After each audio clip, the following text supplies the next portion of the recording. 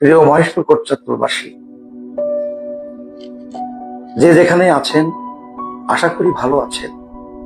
সকলকেই আমি আমার সালাম, প্রীতি ও শুভেচ্ছা জ্ঞাপন করছি। দেশ এবং দেশের বাইরে যারা আমার এই বক্তব্যটি শুনছেন তাদের সকলকেই আমি আমার হৃদয়ের গভীর থেকে অভিনন্দন জানাচ্ছি। আমরা মনে করি দেশ আজ এক রাজনৈতিক সংকটের দিকে অগ্রসর হচ্ছে।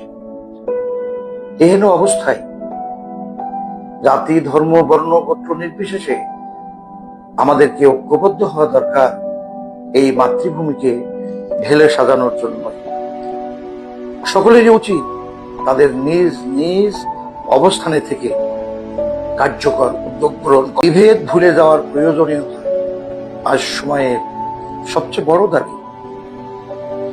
পারস্পরিক দ্বন্দ্ব কিংবা মতদ্বৈধতা তো থাকতেই পারে, দেশ ও জাতির স্বার্থে সবকিছু ভুলে যেতে হবে। বিভেদ ভুলে গিয়ে সকলে জাগ্রত চেতনা নিয়ে একত্রে দাঁড়াতে পারলে একটি মহত্ব ও মমত্ববোধের যথার্থ পরিচয় দেওয়া সম্ভব হবে।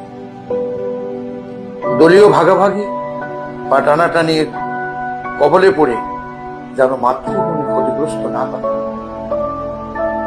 সেদিকে আমাদের সজাগ সতর্ক দৃষ্টি রাখতে হবে।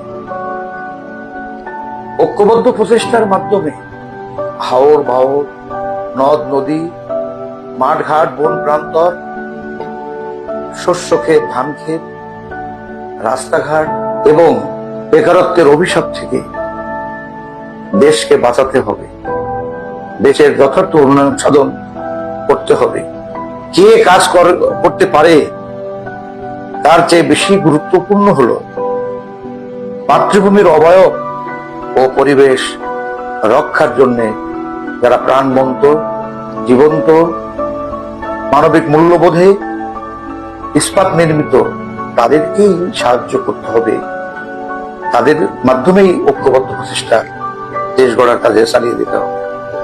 সকলে মিলেমিশে একসাথে হলে যে কোনো অবাঞ্ছিত অবস্থার মোকাবেলা করা সম্ভব।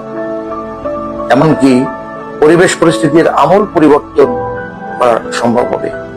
আর মায়ের বেদনা, পিতার আর্তনাদ এবং গ্রামের মানুষের হাহাকার ও প্রবঞ্চনা আর দেখতে চাই না।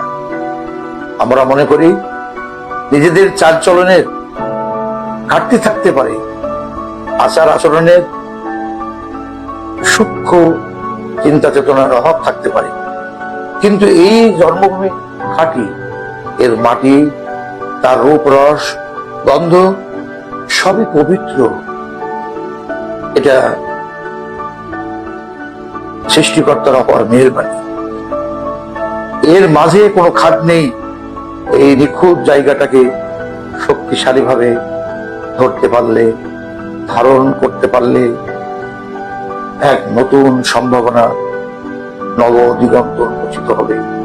সকল রাজনৈতিক সংকট অতিক্রম করে আমরা নতুন বাংলা, সোনার বাংলা, স্বপ্নের মানব কল্যাণের বাংলা গড়ার জন্য সকলকে আহ্বান জানাচ্ছি।